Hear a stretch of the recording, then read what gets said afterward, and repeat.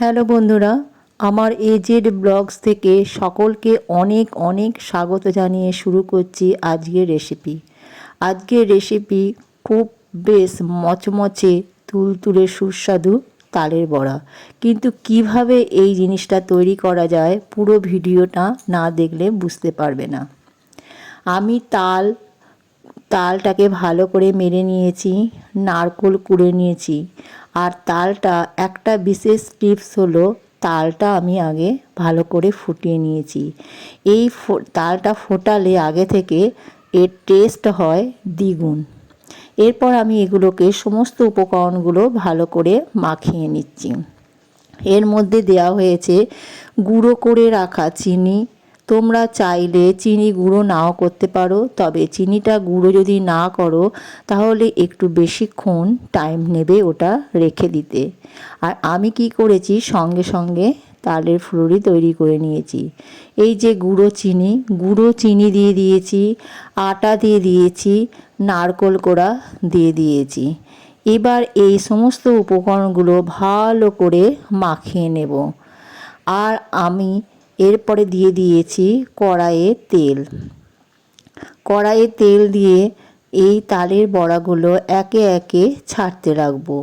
একটু বেশি করেই আমি তেল দিয়েছি।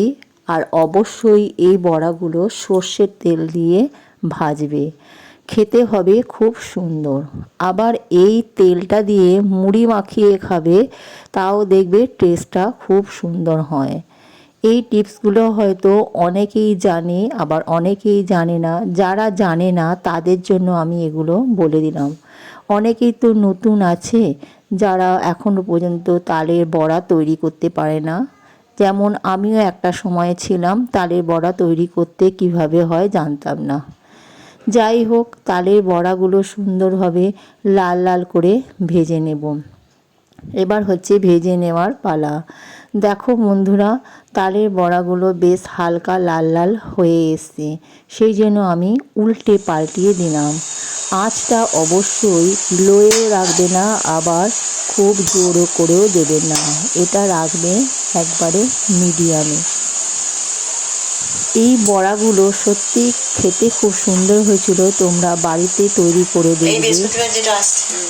যদি ভালো লাগে ভিডিওটি লাইক শেয়ার কমেন্ট করতে ভুলবে না।